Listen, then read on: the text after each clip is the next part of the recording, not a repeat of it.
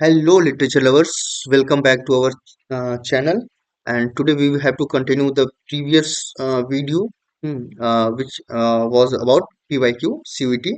Okay, so we have done this question in the last um, video. Now this is your next question. Okay, so here it is given the opening lines of a work. Hmm, this is the opening line of the work. Hmm.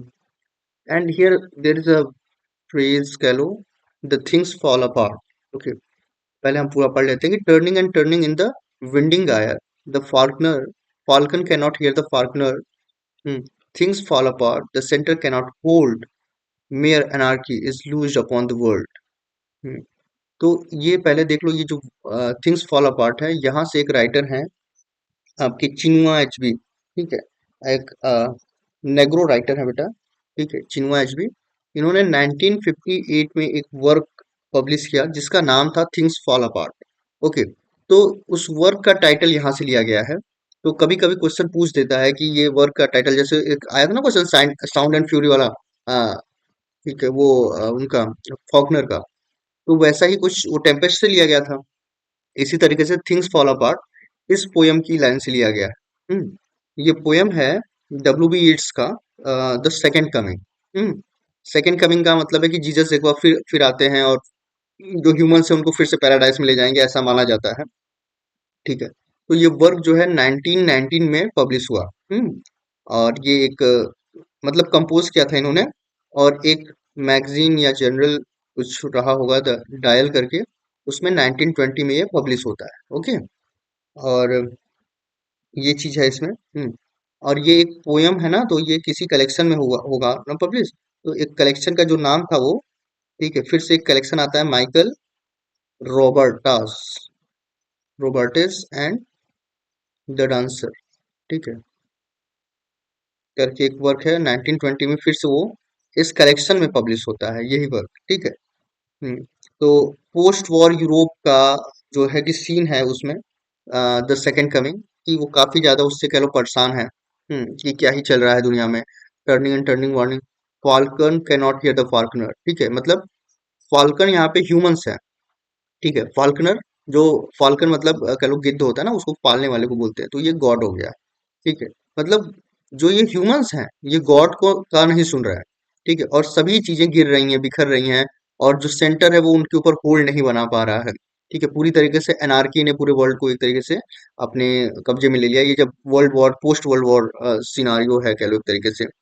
ठीक है, तो यहाँ पे the second coming जो है कि आपका सही ऑप्शन है। नाउ क्वेश्चन है कि ये टच स्टोन मेथड किसने दिया है? Who has introduce the touch stone method? तो टच स्टोन मेथड दिया है आपका मैथ्यू अर्नोल्ड ने।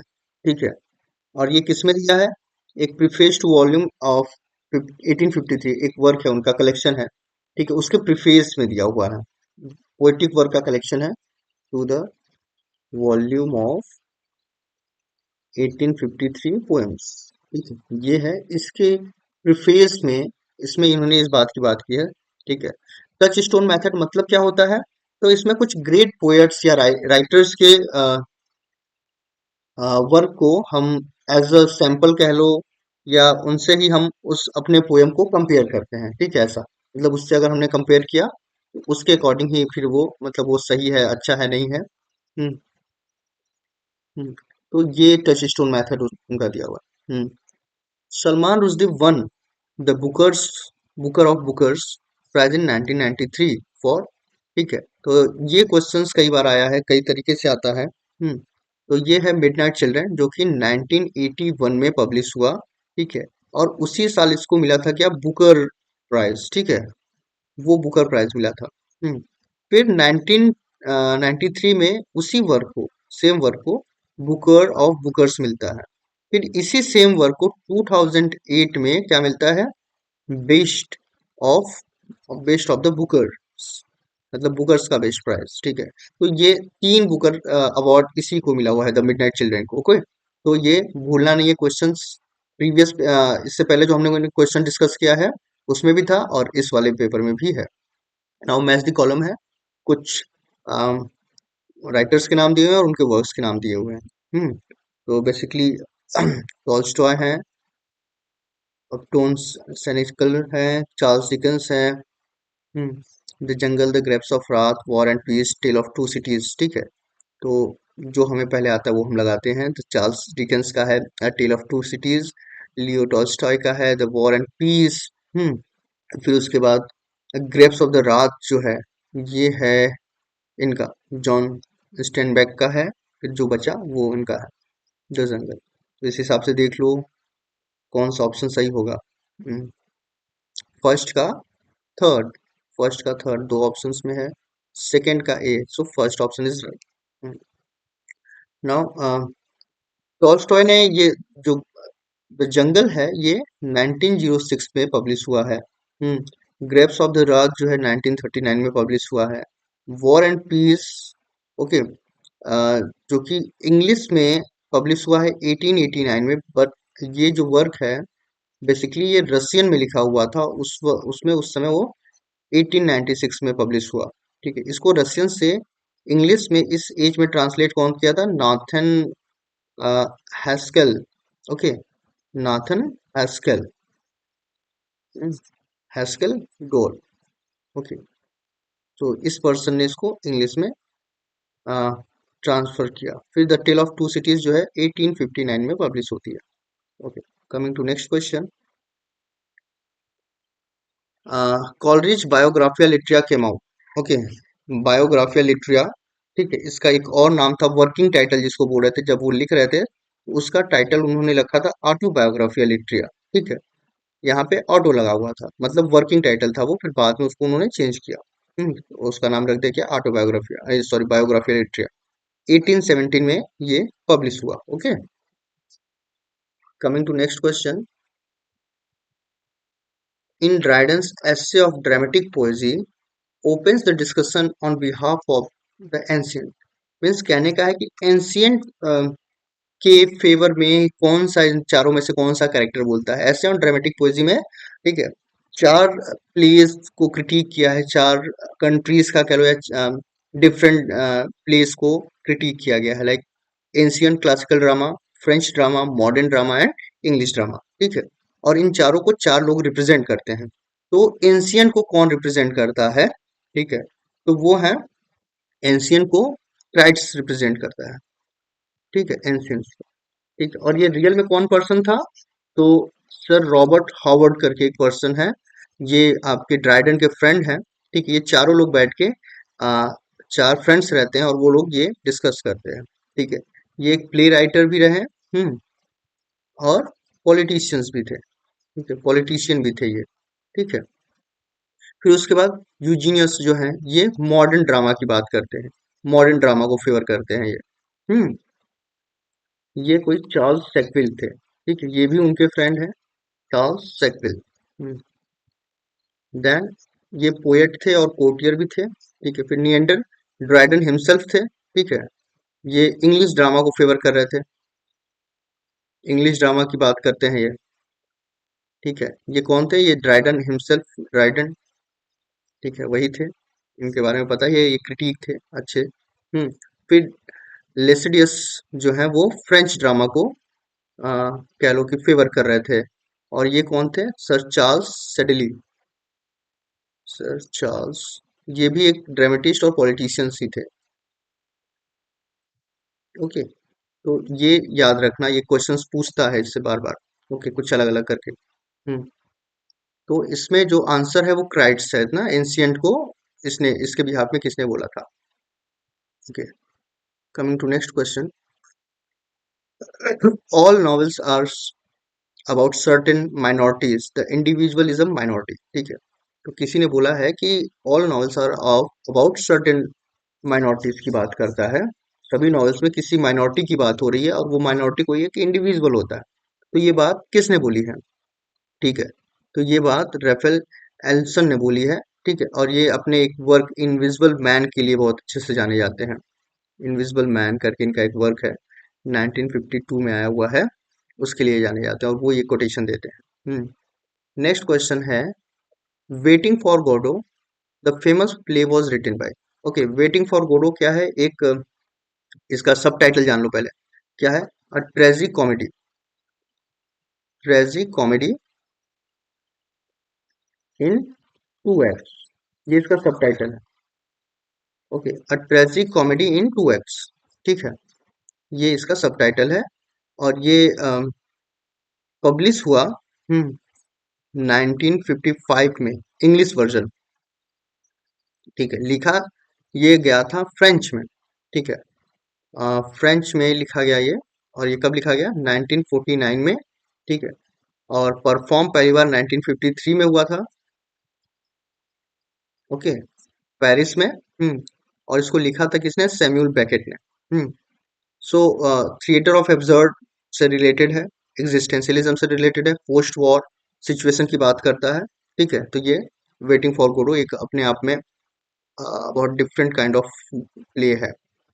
Okay, who who is the poet of rhyme of ancient mariner? Okay, rhyme of ancient mariner के जो कह लो पोएट हैं, उससे पहले ये जान लो कि ये वर्क आया कहाँ था। तो ये पब्लिश हुआ है 1798 में, और फर्स्ट एडिशन में लिरिकल बैलेट में। ओके, तो लिरिकल बैलेट का जानते रहो कि ये जो है कि रोमांटिक एज की स्टार्ट की बात करता है।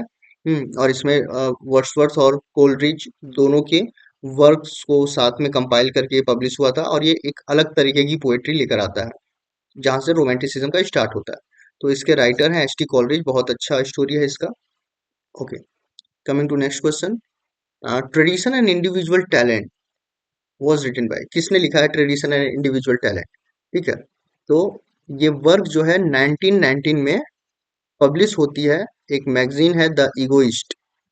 ठीक है, इससे कई क्वेश्चंस बन रहे हैं, इसलिए मैं ये बता रहा हूँ आपको। ठीक है, फिर बाद में एक फर्स्ट बुक ऑफ क्रिटिसिज्म के नाम से भी पब्लिश होता है, इसको माना जाता है फर्स्ट बुक ऑफ क्रिटिसिज्म। ठीक है, मॉडर्न क्रिटिसिज्म की स्टार्ट या बिगनिंग कह लो इसी पर्सन के साथ होती है। ठीक है, फिर जिसका नाम था जब फर्स्ट बुक ऑफ क्रिटिसिज्म जो है वो है द सेक्रेड वुड। ठीक है, इसमें ये वर्क पब्लिश होता है 1920 में। ओके, और इसमें जो है कि एक थियरी दी गई थी। ठीक है, जिसका नाम था इम्पर्सनालिटी थियरी। ठीक है, ये इंपॉर्टेंट है, पूछ लेता है कि इम्पर्सनालिटी थियरी जो है कि किस ऐसे में है। ठीक है, तो वो ट्रेडिशन एंड इंडिविजुअल टैलेंट में है, जो कि टी एस एलियट ने लिखा हुआ है। इम्पर्सनालिटी थियरी का मतलब क्या है कि जो पोएट होता है वो एक कैटालिस्ट का काम करता है, मतलब वो रिएक्शन को कंप्लीट कराने में हेल्प करता है, उसका कोई इन्फ्लुएंस नहीं होता है। ठीक है, तो वर्क के क्रिएशन में भी जो राइटर होता है वो केवल जो उसको फील हो रहा है वो लिख दे रहा है, मीन्स अपना उसमें पर्सनल व्यू नहीं डालता है। ठीक है, तो अगर ऐसा कोई कर पा रहा है पोएट, तो इम्पर्सनालिटी थियरी को फॉलो कर रहा है। उसके लिए वो एग्जाम्पल किसका लेते हैं? शेक्सपियर का लेते हैं। ठीक है, तो शेक्सपियर के प्ले में आपको कहीं भी उनका पर्सनल कुछ नहीं दिखता है। नेक्स्ट क्वेश्चन है कि हिंद स्वराज, अ, जिसको कि हम इंडियन होम रूल भी कहते हैं, इंडियन होम रूल। ठीक है, इसको इस नाम से भी जानते हैं, ये पब्लिश हुआ था 1909 में। ओके, और ये महात्मा गांधी ने इसको लिखा था। ठीक है, 1910 में इस बुक को ब्रिटिश गवर्नमेंट ने बैन कर दिया था, ये कह के कि इसमें जो है कि आपने इंडिया के लिए कुछ तो लिखा होगा। ठीक है, बैन बाय ब्रिटिश गवर्नमेंट। तो उस वक्त कुछ भी लिखा जाता था, ब्रिटिशर्स को लगता था कि ये हमारे अगेंस्ट में, तो उसको बैन कर दो। ठीक है, और इसमें ये बुक जो है कि गुजराती लैंग्वेज में बेसिकली लिखी गई थी। ओके, ये जानते रहेंगे आप, हिंद स्वराज पहले गुजराती लैंग्वेज में लिखा गया था। Coming to next question, pen is mightier than the sword, ये एक एग्जाम्पल है किसका? ठीक है, ये एक तरीके से कह लो कि एक फिगर ऑफ स्पीच है। ये किसका एग्जाम्पल है? तो ये एग्जाम्पल है मैटिमनी का। कैसे? तो उसके लिए हमें चारों को समझना होगा, पैथेटिक फैलेसी, सेनेडिकी, ट्रांसफर्ड एपिथेट और मेटिमनी। ठीक है, पैथेटिक फैलेसी क्या होता है? बेसिकली पर्सोनिफिकेशन का ही नाम है पैथेटिक फैलेसी। इसमें क्या होता है, हम किसी एनिमल को या किसी थिंग को ह्यूमन एट्रीब्यूट्स या ह्यूमन फीलिंग देते हैं। ठीक है, किसी एनिमल को या थिंग्स को हम क्या देते हैं? Having human feelings. ठीक है, उसमें ह्यूमन फीलिंग्स आ जाते हैं, एक तरीके से पर्सोनिफिकेशन ही है। दूसरा है सेनेडिकी। सेनेडिकी में क्या है कि किसी पार्ट को होल के साथ या होल को पार्ट के साथ हम जब कंपेयर करते हैं तो उसको कहते हैं। हाँ, a part, a part is made to represent whole. ठीक है। हम्म, जब हम पूरे एक छोटे से पार्ट को पूरे होल से कंपेयर करते हैं तो वो हो गया आपका सैनिटेटिव। ट्रांसफर्ड एपिथेट क्या होता है? ठीक है। इसमें हम जैसे क्या होता है कि एक एडजेक्टिव या फ्रेज डिस्क्राइब करता है किसी चीज को। ठीक है। जैसे हम जैसे लिखते हैं केयरलेस मैच। ठीक है। Careless match. अब ये मैच के साथ तो ये मतलब हम उसको कुछ समझ लेते हैं और उसके लिए हम एक एडजेक्टिव लगाते हैं। ठीक है। और तो उसी को हम एक तरीके से ट्रांसफर्ड एपिथेट कहते हैं। ठीक है। When an adjective or phrase that describe one thing is used to describe something else। ठीक है। मतलब एक चीज को डिस्क्राइब करने वाला एडजेक्टिव जो है वो किसी और चीज को डिस्क्राइब कर रहा होता है, उसी को हम ट्रांसफर्ड एपिथेट कहते हैं। ठीक है। अब केयरलेस इंसान के लिए होता होगा, मैच के लिए कैसे केयरलेस हो सकता है? या स्कॉर्नफुल आई, स्कॉर्नफुल आई। ठीक है। अब आंख के लिए तो स्कॉर्नफुल वर्ड नहीं यूज होता है, तो हमने उसको ट्रांसफर किया यहाँ से वहां। ठीक है। मतलब वो वर्ड जो एडजेक्टिव है उसकी मीनिंग को हमने इधर से उधर ट्रांसफर किया, तो वो ट्रांसफर्ड एपिथेट हो गया। मेटानीमी क्या होता है? ठीक है, कि referring to something by the name of something else that is closely connected with it. ठीक है, कि हम किसी चीज को रिफर करते हैं किसी और नाम से जो कि उससे ही कहीं ना कहीं रिलेटेड रहता है। जैसे कह लो कि जब हम व्हाइट हाउस बोलते हैं, व्हाइट हाउस, तो व्हाइट हाउस तो एक प्लेस है जहां पे प्रेसिडेंट ऑफ यूएसए रहते हैं। ठीक है। तो अब हम व्हाइट हाउस तो एक प्लेस का एक घर का नाम है, कह लो एक बिल्डिंग का नाम है, लेकिन इससे हम क्या अमेरिकन पावर या अमेरिकन गवर्नमेंट को रिप्रेजेंट कर रहे हैं। तो कोई चीज से हम किसी और चीज को कहीं ना कहीं रिफर करते हैं या कनेक्ट करते हैं जो कि एक दूसरे से कहीं ना कहीं कनेक्टेड हैं। ठीक है। तो उसको ही हम मैटिमनी कहते हैं। हम जब फिगर ऑफ स्पीच करेंगे तो उसमें इन चीजों को डिटेल में समझा जाएगा। Coming to next question, who has authored Godan? ठीक है। तो गोदान सबको पता होगा, नहीं पता है तो जान लो, मुंशी प्रेमचंद ने लिखा है। ठीक है। 1936 में ये वर्क लिखा हुआ है। इसको इंग्लिश में ट्रांसलेट भी किया गया है। ठीक है। फिर उसके बाद हम आते हैं नेक्स्ट क्वेश्चन पे। ठीक है, कि मैच द फॉलोइंग। अब ये कुछ पोएट्रेस के नाम हैं और यहाँ पे उनके वर्क्स दिए हुए हैं। जैसे स्तोरु दत्त सेफ, हाँ इससे रिलेटेड है, in French field. Sarojini Naidu related है, एन एंथम ऑफ लव। कमला दास का पता है, ये old, the old play house. और ये पब्लिश हुआ है the old play house and other poems में, एंड अदर पोएम्स, उसमें ये पब्लिश हुआ है। देन मीना अलेक्जेंडर का है विदाउट प्लेसेस, प्लेस। ठीक है। तो उस हिसाब से देखो कौन सा होगा, फर्स्ट का D, sorry first to that का फर्स्ट का सी, ये हो गया। सेकंड का डी। ठीक है। थर्ड का E, so B option is correct. Coming to next question, who is the author of the play final solution? Final solution किसका है? ये पब्लिश हुआ है 1993 में। ठीक है। ये प्ले है महेश दत्तानी का। Mahesh Dattani is the first play writer जिनको कि साहित्य अकादमी मिला हुआ है। फिर से देखो फिगर ऑफ स्पीच आ रहा है, O winter if winter comes can spring be far behind. ठीक है। भले यहाँ पे फिगर ऑफ स्पीच पूछा है लेकिन ये लाइन अपने आप में बहुत इंपॉर्टेंट है। ठीक है। If winter comes can spring be far behind, ये ओड टू वेस्ट विंड का है। West wind. ठीक है। लिखा है सैली ने इसको। ठीक है। ओड टू वेस्ट विंड, और उसमें का ये बहुत इंपॉर्टेंट लाइन है, तो पूछ लेता है कि ये कहाँ से आया है, किस वर्क से लिया गया है, तो ओड टू वेस्ट विंड। ठीक है। अब यहाँ पे इसमें कौन सा फिगर ऑफ स्पीच है इसमें? हम्म तो इसमें कहीं ना कहीं क्वेश्चन पूछा गया है ना, कि if winter comes can spring be far behind. ठीक है। तो ये एक रेटोरिकल क्वेश्चन है ये। अब ये रेटोरिकल क्वेश्चन होता क्या है? तो रेटोरिकल क्वेश्चन ऐसा होता है कि उसका हमको आंसर नहीं मतलब चाहिए। ठीक है। वो अपने आप में एक फिलोसॉफिकल कोई फिलोसॉफिकल आइडिया लिए होता है। जैसे यहाँ पे क्वेश्चन है कि if winter comes can spring be far behind, तो एक क्वेश्चन जैसा लग रहा है, बट ऐसा नहीं है। यहाँ पे है कि अगर विंटर आता है, ठीक है, तो स्प्रिंग भी आएगा। ठीक है। तो ये एक क्या है, रेटोरिकल क्वेश्चन है। उसके बाद मेटाफर क्या होता है? तो जब हम किसी चीज को किसी चीज से कंपेयर नहीं करते, वही मान लेते हैं। ठीक है। पन क्या होता है? पन में हम अ, एक वर्ड के दो मीनिंग होते हैं। पैरालिप्सिस में भी ऐसा ही कुछ होता है कि हम कोई एक ऐसा सेंटेंस बोलते हैं जो कि उससे रिलेटेड नहीं होता है, कुछ ऐसा। जैसे अगर हम बोले हमारे टी शर्ट पे लिखा है आई हेट टी शर्ट, और हमने वही पहना हुआ है। ऐसे सेंटेंसेस जो होते हैं उसको पैरालिप्सिस कहते हैं, जिसमें हम वही चीज बोल रहे होते हैं जिसको हम हेट कर रहे होते हैं, ऐसा कुछ। Coming to next question. Who among the following is a primary exponent of Gothic romance? ठीक है, गोथिक रोमांस मतलब कहने के गोथिक वर्ड जो होता है हॉरर, डर, इन सब से रिलेटेड होता है। तो इसका पहला पर्सन जो लिख रहा होता है तो वो होते हैं होरेस वॉलपुल। ब्रोंटे नहीं लिख रही होती हैं, चार्ल्स डिकेंस नहीं, हार्डी नहीं लिख रहे होते हैं। ठीक है, इनका एक वर्क है द कैसल ऑफ और ट्रेंटो। ठीक है, एक गोथिक स्टोरी है, गोथिक स्टोरी सब टाइटल है इसका। पब्लिश हुआ है 1764 में। इनको ही बोला जाता है he is the primary exponent, या पहले पर्सन है जो कि गोथिक फिक्शन लिखना शुरू करते हैं। नाउ क्वेश्चन इज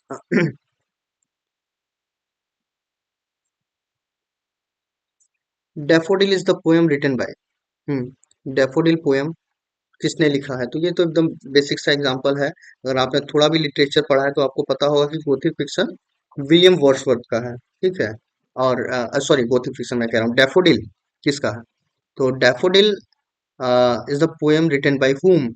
Okay, तो it is written by William Wordsworth. Hmm और इसका एक और नाम है I wonder I wandered lonely as a cloud. Okay, ये इसका दूसरा नाम भी है, इस नाम से भी जानते रहो इसको।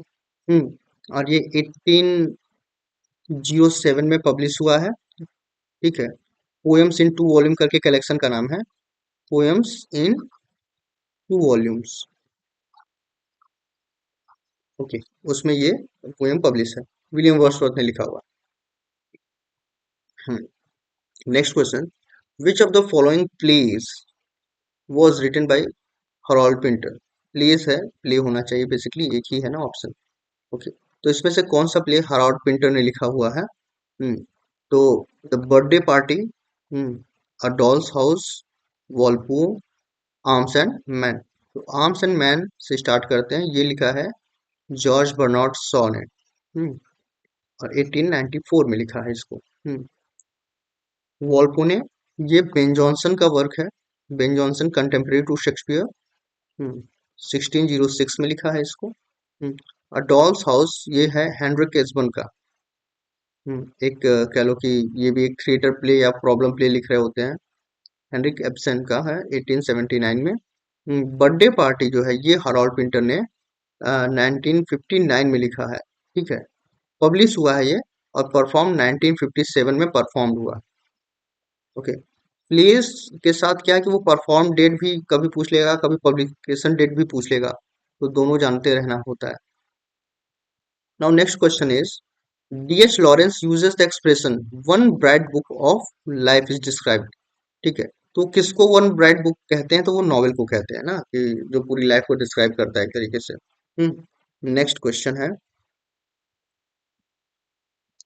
विच of the following has not been awarded with Booker prize twice? ठीक है, जो दो बार बुकर प्राइज से अवॉर्डेड नहीं है तो वो है विजयस नाइपॉल। बाकी ये तीनों जो हैं कि दो दो बार बुकर प्राइज इनको मिला हुआ है। ठीक है, इनको मिला है मार्गरेट एटवुड को 2000 में और 2019 में। फिर जेम्स कॉटजी को मिला है 1983 और 1999 में। ओके।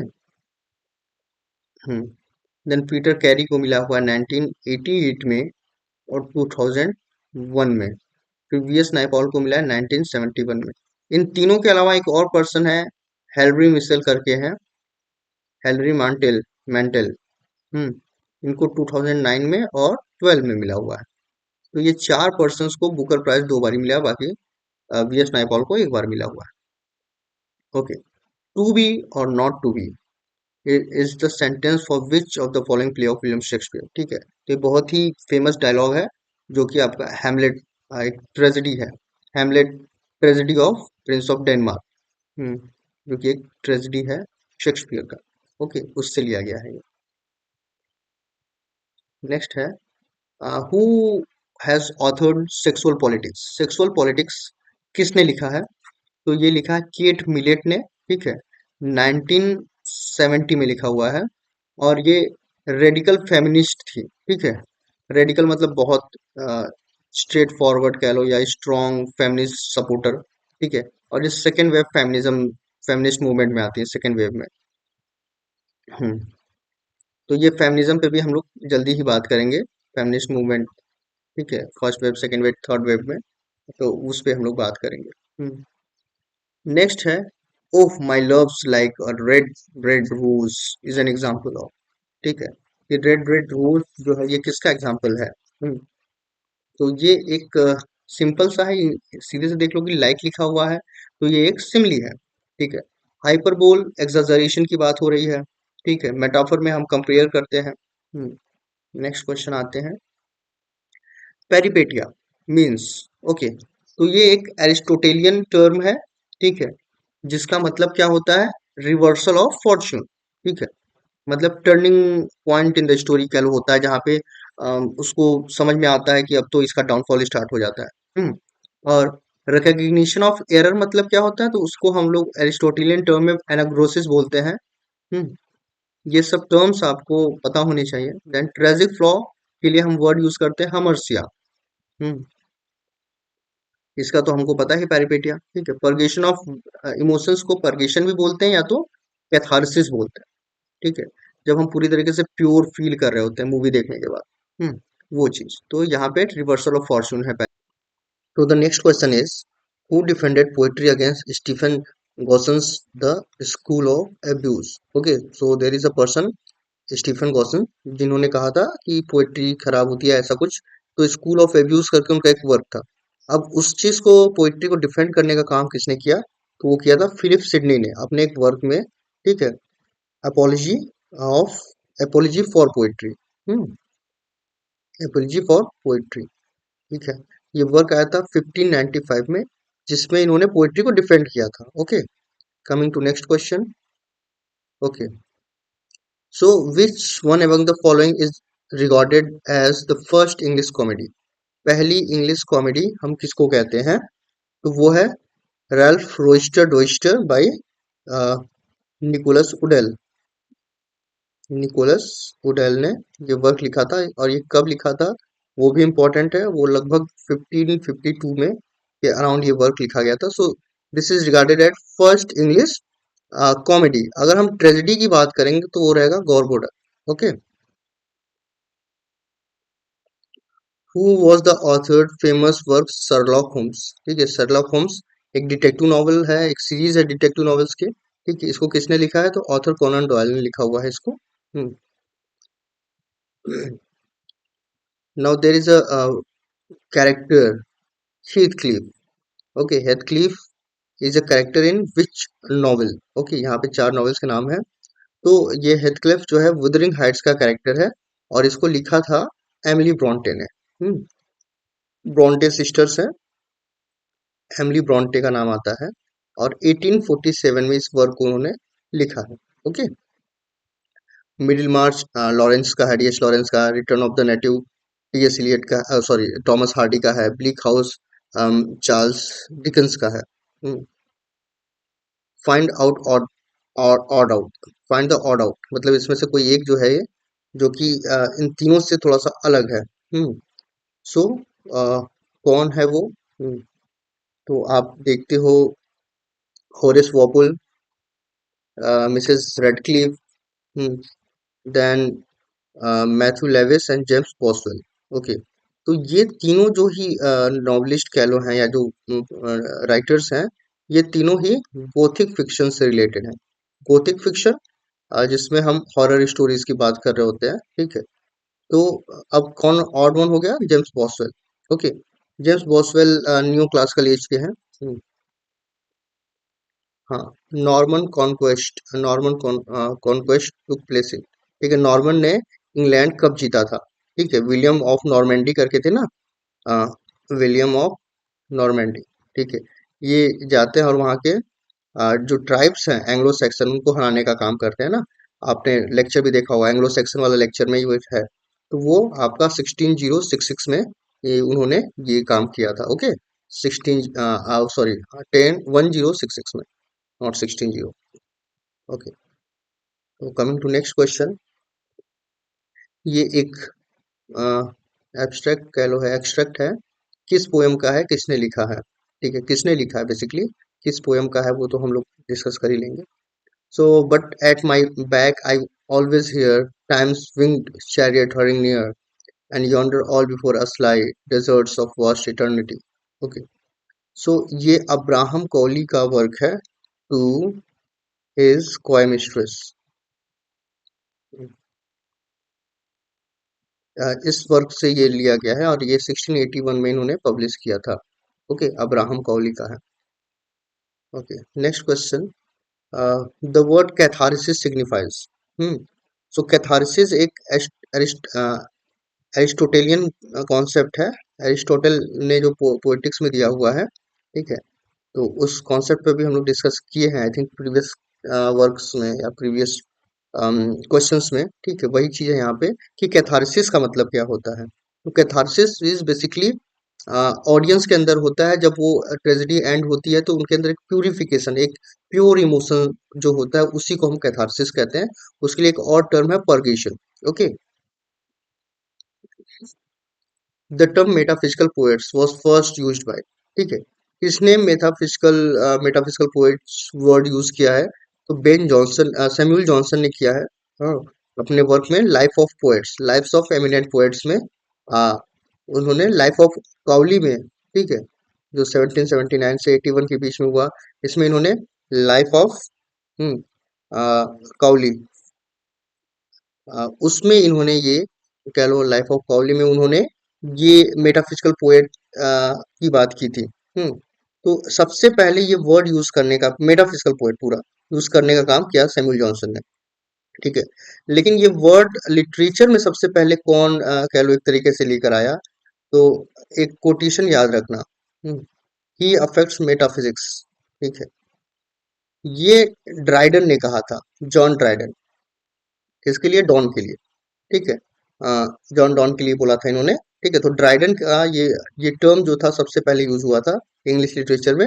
लेकिन हाँ, मेटाफिजिकल पोएट्स की अगर हम बात करें तो वो सैमुअल जॉनसन ने अपने लाइफ ऑफ पोएट्स में ये बताया था। ओके, नेगेटिव कैपेबिलिटी किसने यूज किया है? तो ये बार बार क्वेश्चन आता है, जॉन किट्स ने यूज किया है। 1817 में अपने ब्रदर को एक लेटर लिखते हैं। उस लेटर में इस बात का जिक्र करते हैं और उनके अकॉर्डिंग जो सबसे बेस्ट राइटर रहा नेगेटिव कैपेबिलिटी का वो थे शेक्सपियर। हम्म, शेक्सपियर। ठीक है, उनके वर्क्स वगैरह उनके अकॉर्डिंग वो सबसे अच्छे जो है कि नेगेटिव कैपेबिलिटी को वो फॉलो करते हैं। Okay, the confession of opium eater. The confession of opium eater ये किसने लिखा है? तो हम लोग ओपियम ईटर दिमाग में आता है और हमारे दिमाग में एसटी कॉलरेज आ जाते हैं क्योंकि वो ओपियम लिया करते थे। ठीक है, बट ऐसा नहीं है। ये जो वर्क है ये वर्क थॉमस डी क्विंसी ने लिखा हुआ है और इनका ये ऑटोबायोग्राफिकल वर्क है। 1821 में ये लिखा है और ये पब्लिश हुआ था द लंदन मैगजीन में। हम्म, लंदन मैगजीन में ये पब्लिश हुआ है। ओके, ये चीज आप याद रखोगे। और बुक के फॉर्म में ये लंदन मैगजीन में पब्लिश हुआ और बुक के फॉर्म में 1822 में ये बुक के फॉर्म में पब्लिश हुआ। ओके, नेक्स्ट है फाइंड ऑड वन आउट। ठीक है, अब फिर से वैसा ही क्वेश्चन है कि ऑड वन कौन कौन से हैं। तो आप देखोगे सोक्रेटिस, प्लेटो और एरिस्टोटल, ये तीनों जो हैं कि फिलोसोफर हैं। ठीक है, और ये फिलोसोफर कहाँ के हैं? तो ये फिलोसोफर हैं ग्रीक के। ओके, होरेस, ठीक है, इनका आर्स पोइट का है, काफी फेमस वर्क है। ये एक लिरिसिस्ट कह लो या फिर लिरिक पोइट्री लिखते हैं। ठीक है, और ये कहाँ से रिलेटेड करते हैं, कहाँ से रिलेट करते हैं? तो रोम से। ओके, सो यहाँ पे ऑड वन कौन हो जाएगा? होरेस हो जाएंगे। नाउ क्वेश्चन है कि the enlightenment was characterised by. ठीक है, एनलाइटनमेंट जो रहा है वो किस, उसका क्या कह लो एक तरीके से फीचर रहा है? तो an undue faith in destination and neglect of free will. ठीक है, तो ऐसा नहीं है, डेस्टिनी की बात नहीं होती है एनलाइटनमेंट में, हम फ्री विल की बात करते हैं। ठीक है, तो ये गलत हो जाएगा option. The Protestant work ethics and compliance with Christian values of life, ऐसा कुछ नहीं, रिलीजन की बात नहीं है इसमें। Accelerated industrial production and general wellbeing for the public, industrialisation उस समय आया ही नहीं था, तो ऑप्शन सी बचता है आपका। ठीक है। एनलाइटनमेंट को एज ऑफ रीजन भी कहते हैं, और 18 से 17 18 सेंचुरी में आया हुआ है। ठीक है, इसको हम लोग एज ऑफ रीजन भी कहते हैं। हम्म और इसमें कुछ राइटर्स जैसे गैलीलियो गैलीली हैं। ठीक है। फ्रांसिस बेकन है। बेकन है। ठीक है, न्यूटन है। ये सभी राइटर्स या इसमें ये एमिनेंट पर्सन्स आते हैं। ठीक है। तो ये यूनिवर्सल अथॉरिटी पे बिलीफ ऑफ रीजन, ठीक है, इम्फेसिस ऑन साइंटिफिक एक्सपेरिमेंट्स, इन सब पे बात करते हैं। ठीक है, एनलाइटनमेंट में। Next question, the famous play doctor Faustus was written by. ठीक है, डॉक्टर फॉस्टर्स किसने लिखा है? तो इसका सब टाइटल जान लो, the tragical history history of the life and death of doctor Faustus, life and death of doctor Faustus. ठीक है, ये पूरा कह लो, ये पूरा टाइटल है, बट हम उसको केवल डॉक्टर फॉस्टर्स के नाम से जानते हैं, और ये 1592 टू 93 के बीच में ये परफॉर्म हुआ है प्ले। ठीक है, और इसको लिखा है क्रिस्टोफर मार्लो ने, एक यूनिवर्सिटी विट्स है ये। ठीक है, तो this is all about today's lecture. ठीक है, मिलते हैं नेक्स्ट प्रीवियस ईयर क्वेश्चन के साथ। Thank you.